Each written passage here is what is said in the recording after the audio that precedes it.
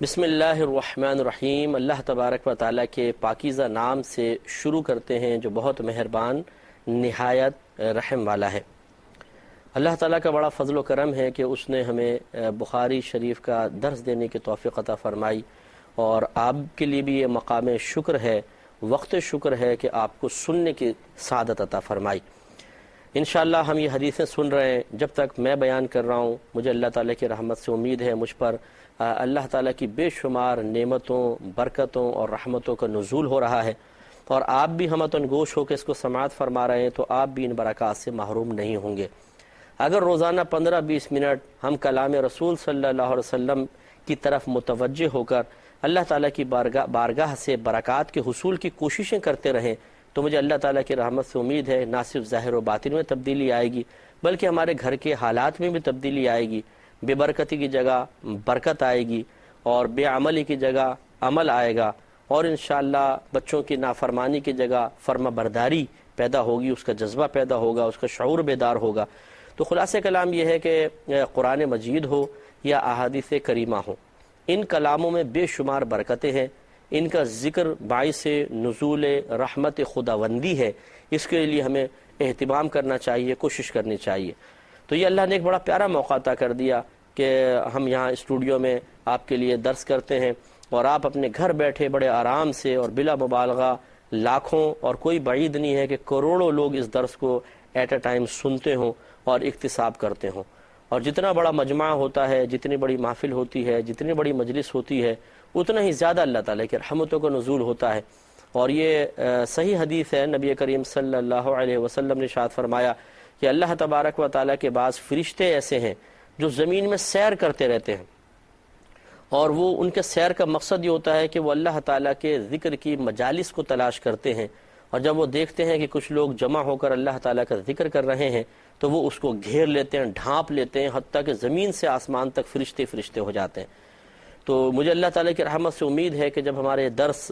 ہوتا ہے، آپ اس کو سماعت فرماتے ہیں تو اللہ تعالیٰ کی طرف سے اس قسم کے انعامات کا بھی ظہور ہوتا ہے، جو اگرچہ ہمیں ظاہری نگاہوں سے نظر نہیں آتے، لیکن احادیث کریمہ کی روشنی میں باطنی نگاہ سے ان کو بالکل ملاحظہ کیا جا سکتا ہے۔ اس لیے ہماری گزارش یہ ہے، خلاصہ کلام یہ ہے کہ بہت استقامت کے ساتھ یہ پروگرام سماعت فرمائیں، آپ خود بھی دیکھیے، دوسروں کو ترغیب دیجیے، اور کوشش کریں کہ آپ جو ہم اس میں نکات ذکر کرتے ہیں حدیث نمبر کے ساتھ آپ اس کو نوٹ کرتے جائیے، اور جب آپ رات کو لیٹیں سونے لگیں اس سے پہلے ذرا ایک دو دفعہ اس کو دیکھ کر آنکھیں بند کر کے اپنا احتساب کریں، اپنا محاسبہ کریں، تاکہ ہمارے اندر ایک چینج آئے، ایک تبدیلی آئے، اور ایک خوشگوار تبدیلی جو اللہ تعالیٰ کو پسند ہے، اس کے حبیب کریم صلی اللہ علیہ وسلم کو محبوب ہے، جو فرشتوں کو اچھی لگتی ہے، جس کو لوگ بھی لائک کریں گے، اور انشاءاللہ عز و جل اس کے بعد جو ہمارے اندر ایک باطنی نور پیدا ہوگا وہ نفس و شیطان کی گرفت کو کمزور سے کمزور تر کرے گا، اور اس کی برکت سے پھر نیکیوں پر استقامت اور گناہوں سے اجتناب پر پابندی اور ہمیشگی حاصل ہو جائے گی، اور رضا الہی حاصل کرنا بے حد آسان ہو جائے گا۔ تو 55 حدیثیں آپ کی خدمت میں عرض کر چکے ہیں، 56ویں حدیث عرض کرتے ہیں۔ یہاں پہلے ایک بات سماعت فرما لیں کہ لفظ حدیث نبی کریم صلی اللہ علیہ وسلم کے قول، فعل اور تقریر تینوں پہ بولا جاتا ہے۔ قول کا مطلب آپ نے جو کلام فرمایا، فعل یعنی جو آپ نے کام کیا اسے بھی حدیث کہتے ہیں۔ جیسے ایک راوی بیان کریں کہ نبی کریم صلی اللہ علیہ وسلم نے اس طرح وضو کیا، ہم اسے بھی حدیث کہیں گے، حالانکہ سرکار کچھ بھی نہیں فرما رہے، ایک فعل ذکر کیا گیا ہے لیکن فعل پر بھی حدیث کا اطلاق ہوتا ہے۔ اور ایک ہوتی ہے تقریر۔ تقریر کا مطلب ہوتا ہے، ویسے لفظی معنی ہے پختہ کرنا۔ ہوتا ایسا ہے کہ نبی کریم صلی اللہ علیہ وسلم بعض اوقات کسی صحابی کو کوئی کام کرتے ہوئے دیکھتے تھے، یا کوئی آپ کے سامنے کوئی کلام کر رہا ہے۔ اب چونکہ نبی پر فرض ہے کہ اگر کوئی غلط کام کر رہا ہو یا غلط بات کہہ رہا ہو تو فوراً اس کی اصلاح کریں اور اس برائی کو ختم کریں، خاموش نہیں رہ سکتے ہیں۔ ہاں، جب تک اللہ کا حکم ہو تو ایک الگ بات ہے کہ اگر کسی چیز کے بارے میں ابھی اللہ تعالیٰ نے حکم نہیں دیا کہ اس کو روکا جائے تو وہ ایک الگ مسئلہ ہے۔ جیسے اول اسلام میں شراب لوگ پیتے تھے، سرکار نے باقاعدہ اس کی ممانعت نہیں فرمائی، پھر جب حکم نازل ہوا تو منع فرمایا، وہ ایک الگ چیز ہے۔ لیکن اگر ہوتا یہ ہے کہ کوئی برا عمل کر رہا ہے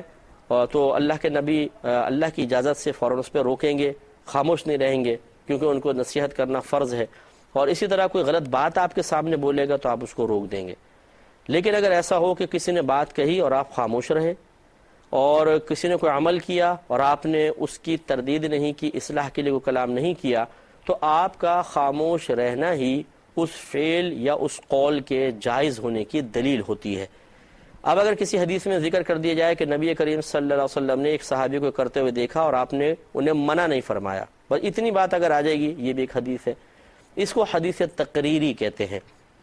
یعنی خاموش رہ کر کسی کے قول یا فعل کے جائز ہونے کو پختہ کرنا، یہ نبی کریم صلی اللہ علیہ وسلم سے ثابت ہوتا ہے۔ تو حدیث کا اطلاق نبی کریم صلی اللہ علیہ وسلم کے قول، فعل اور تقریر پر ہوتا ہے۔ اسی طریقے سے لفظ حدیث کا اطلاق صحابی کے قول، فعل اور تقریر پر بھی ہوتا ہے۔ تو اب جو حدیث امام بخاری رحمۃ اللہ علیہ لا رہے ہیں، یہ حضرت مغیرہ بن شعبہ رضی اللہ تعالی عنہ کا کلام ہے، جس کو آپ باقاعدہ حدیث کے عنوان سے ذکر کر رہے ہیں۔ تو یہ وضاحت یہاں پہ کرنا مقصود تھا کہ صحابی کا اگر کلام بھی ہوگا اسے بھی حدیث کہا جائے گا۔ لہٰذا یہ 56ویں حدیث ایک صحابی کا کلام ہی ہے۔ یہ حضرت مغیرہ بن شعبہ رضی اللہ تعالی عنہ تھے، اور کوفہ میں آپ کا انتقال ہوا تھا 50 سن ہجری میں، طاعون کی بیماری میں آپ کا وصال ہوا تھا، آپ وہاں کے باقاعدہ امیر تھے۔ تو جب آپ کا انتقال ہونے لگا، اس سے پہلے آپ نے منبر پر ایک چھوٹا سا خطبہ دیا تھا، اس خطبے کو یہاں پر امام بخاری رحمۃ اللہ علیہ نے نقل فرمایا ہے، وہ میں آپ کی خدمت میں ترجمہ عرض کرتا ہوں۔ تو حضرت یہ راویز کے ہیں زیاد بن علاقہ رضی اللہ تعالیٰ عنہ کہتے ہیں کہ میں نے جریر بن عبداللہ سے یہ بات سنی کہ جس دن حضرت مغیرہ بن شعبہ رضی اللہ تعالیٰ عنہ کا انتقال ہوا تھا، اس سے انتقال سے پہلے آپ منبر پر کھڑے ہوئے، بس آپ نے اللہ تبارک و تعالیٰ کی حمد اور ثنا بیان کی، اور پھر لوگوں کو نصیحت کرتے ہوئے ارشاد فرمایا کہ تم پر اللہ تبارک و تعالیٰ سے ڈرنا لازم ہے، وہ اللہ تعالیٰ جو وحدہ لا شریک ہے، اور تم پر لازم ہے کہ تم وقار اختیار کرو، سکینہ اختیار کرو، یعنی تمہاری طبیعتوں میں وقار ہونا چاہیے، اور تم پرسکون رہو، طبیعتوں کے اندر اضطراب، بے قراری کہ جو انسان کو غیبت پر، چغلی پر یا فتنہ فساد کی طرف ابھارے، اسے تم ترک کرو، تم پہ لازم ہے کہ سکون اختیار کرو، یہاں تک کہ تمہارے پاس تمہارا امیر آ جائے، یعنی میرے وصال کے بعد دوسرا امیر آ جائے، اس میں کوئی آپس میں لڑائی جھگڑا فتنہ فساد نہیں کرنا ہے، بلکہ بالکل تم اپنے اگلے امیر کے آنے تک پرسکون رہو۔ پھر کہا کہ بس ان قریب وہ تمہارا امیر تمہارے پاس آئے گا، یعنی دوسرا امیر آئے گا۔ پھر اپنے بارے میں فرمایا کہ تم اپنے اس امیر کے لیے اللہ تعالیٰ کی بارگاہ سے معافی طلب کرو، اس کے امیر کے لیے عفو مانگو، یعنی میرے لیے دعائیں مغفرت کرو، میرے اعمال کے بارے میں اللہ تعالیٰ کی بارگاہ میں عرض کرو کہ اللہ تعالیٰ مجھ سے درگزر کا معاملہ فرمائے۔ راوی کہتے ہیں فَإِنَّهُ كَانَ يُحِبُّ الْعَفْوَ، گویا کہ مغیرہ بن شعبہ رضی اللہ تعالیٰ عنہ عفو کو، معاف کرنے کو، درگزر کرنے کو پسند فرماتے تھے۔ تو اس لیے آپ نے صحابہ جو اپنے ساتھی تھے ان سے کہا کہ میرے لیے اللہ تعالیٰ سے عافیت مانگو، عفو طلب کرو۔ پھر انہوں نے کہا کہ اما بعد، حمد و صلوات کے بعد، بس میں نبی کریم صلی اللہ علیہ وسلم کے پاس آیا تھا اور میں نے عرض کی تھی کہ یا رسول اللہ صلی اللہ علیہ وسلم، میں آپ سے بیعت اسلام کرنا چاہتا ہوں۔ تو نبی کریم صلی اللہ علیہ وسلم نے مجھ پر یہ شرط رکھی تھی، یعنی لازم کر دیا تھا کہ میں ہر مسلمان کے ساتھ خیر خواہی کروں۔ تو یہ کہتے ہیں پس میں نے اس بات پر نبی کریم صلی اللہ علیہ وسلم سے بیعت کی تھی، اور یہ فرمایا کہ اس مسجد کے رب کی قسم کہ بے شک میں تمہارا خیر خواہ ہوں۔ اور پھر فرمایا کہ پھر آپ نے، راوی کہتے ہیں، پھر آپ نے استغفار کیا، اللہ تعالیٰ سے مغفرت طلب کی اور منبر سے اتر آئے۔ تو یہ ایک چھوٹا سا خطبہ ہے حضرت مغیرہ بن شعبہ رضی اللہ تعالی عنہ کا، جو آپ نے اپنی وفات سے کچھ دیر پہلے ارشاد فرمایا، اور اس کو حدیث کہہ کر امام بخاری نے ذکر کیا، جیسے کہ میں نے آپ کو بتایا کہ صحابی کے قول پر بھی حدیث کا اطلاق ہوتا ہے، اور اس کو ذکر اس لیے خاص طور پہ کر دیا کہ اس میں حضرت مغیرہ بن شعبہ رضی اللہ تعالیٰ عنہ نے نبی کریم صلی اللہ علیہ وسلم کی ایک حدیث بھی ذکر کر دی ہے، اس لیے ایک حدیث بھی اس میں بیان ہو گئی۔ تو اب آپ کے تھوڑا سا ہم اس پہ دیکھ لیتے ہیں۔ آپ نے فرمایا کہ میں تم پر اللہ تعالیٰ وحدہ لا شریک سے ڈرنا لازم کرتا ہوں، تم پہ لازم ہے کہ اللہ تعالیٰ سے ڈرو۔ تو یہ ایک صحابی کی نصیحت ہے اپنے متبعین کے لیے، اور صحابہ کرام علیہم رضوان سب کے سب عادل اور ثقہ ہیں۔ یاد رکھیں کیونکہ قرآن میں اللہ تعالیٰ نے فیصلہ فرما دیا رضی اللہ عنہم ورضوا عنہ، اللہ تبارک و تعالیٰ ان سے راضی ہو گیا اور یہ اللہ سے راضی ہو گئے۔ یہ بات ضرور ذہن نشین رہے کہ اللہ تبارک و تعالیٰ کی جیسے ذات قدیم ہے ایسی اس کی صفات بھی قدیم ہیں، اور کلام بھی اللہ تعالیٰ کی صفت ہے، لہٰذا وہ بھی قدیم ہے۔ قدیم کا مطلب ہمیشہ سے ہے، اس پہ کبھی ایسا نہیں تھا کہ پہلے نہیں تھا بعد میں وجود میں آیا، ہمیشہ سے ہے۔ گویا کہ صحابہ کرام علیہم الرضوان کا بھی وجود بھی نہیں تھا، تب بھی اللہ تعالیٰ کا یہ کلام تھا کہ رضی اللہ عنہم ورضوا عنہ، اللہ تعالیٰ ان سے راضی ہو گیا، وہ اللہ سے راضی ہوگا۔ اور یقینی سی بات ہے، اس سے کوئی انکار نہیں کر سکتا کہ اللہ تبارک و تعالیٰ جو کچھ ہوگا آگے جتنا بھی ابھی ہوگا وہ سب اللہ تعالیٰ جانتا ہے، اس کا علم کی کوئی انتہائی نہیں ہے، وہ سب جانتا ہے۔ تو لہٰذا اللہ تعالیٰ کو معلوم تھا کہ اور ہمارا عقیدہ ہے کہ کیا کیا آگے معاملات ہوں گے، کون کیا کیا کرے گا، اگر کوئی باہم رنجش ہوں گی تو کیا کیا رنجشیں ہوں گی، ان کے اسباب کیا کیا ہوں گے۔ لیکن اس کے باوجود اللہ تبارک و تعالیٰ گویا کہ ازل سے ہی صحابہ کرام علیہم الرضوان سے راضی ہونے کا اعلان فرما رہا ہے۔ تو معلوم یہ ہوا کہ اگر کوئی ایسا معاملہ ہمیں اکابرین میں نظر بھی آتا ہے بالفرض کہ جس میں کوئی ایسی آپ کو دل میں بات کھٹکتی ہے تو اس کو نظر انداز کرنا واجب ہے، اس لیے کہ ہم جس چیز کو ہم بنیاد بنا کر کسی کے بارے میں کوئی تصور ذہن میں قائم کر رہے ہیں یا کوئی کمنٹس کہنے کی کوشش کرتے ہیں تو ہمیں، اور وہ بھی نیگیٹو کمنٹس، تو ہمیں تھوڑا سا بریک لگانی چاہیے، اس لیے کہ وہ معاملہ ان کا اور اللہ تبارک و تعالیٰ کا معاملہ ہے، اور اللہ تعالیٰ تو ان سے رضا کا اعلان فرما رہا ہے۔ تو جن سے اللہ راضی ہونا تو یہ چاہیے کہ ہم بھی اس سے راضی، اللہ تعالیٰ ہمارا محبوب جس سے راضی ہم بھی اس سے راضی۔ تو لہٰذا یہ بعض اوقات غلط ایک روش اختیار کی جاتی ہے کہ اللہ تبارک و تعالیٰ جس کے لیے رضا کا اعلان فرمائے ہم اس کے بارے میں دل میں کوئی نفرت رکھ لیتے ہیں۔ واقعات کو سن کر کسی کی ترغیب کے اوپر ایسا نہیں ہونا چاہیے۔ چنانچہ تمام صحابہ عادل تھے، ثقہ تھے، اللہ تعالیٰ ان سے راضی تھا، اور نبی کریم صلی اللہ علیہ وسلم نے اپنے صحابہ کرام کے لیے جنت کی بشارتیں بھی دی ہیں۔ تو لہٰذا یہ چونکہ عادل ہیں، نیک پرہیزگار ہیں اور باعمل لوگ ہیں، اس لیے حضرت مغیرہ بن شعبہ رضی اللہ تعالیٰ عنہ اپنے متبعین کو اللہ سے ڈرنے کی نصیحت کر رہے ہیں، تو خود تو بدرجہ اولیٰ اللہ تعالیٰ کا خوف رکھتے ہوں گے، اور یہ ہمیں حسن ظن بھی قائم رکھنا واجب ہے۔ لہٰذا آپ نے وقار، سکینہ اور اللہ تعالیٰ سے ڈرنے کی تلقین فرمائی۔ ہمیں آپ کو بھی چاہیے کہ اللہ سے خوف کریں۔ اللہ سے ڈرنے کا مطلب اللہ کے عذاب سے ڈرنا، اس کی گرفت سے ڈرنا، اس کی پکڑ سے ڈرنا،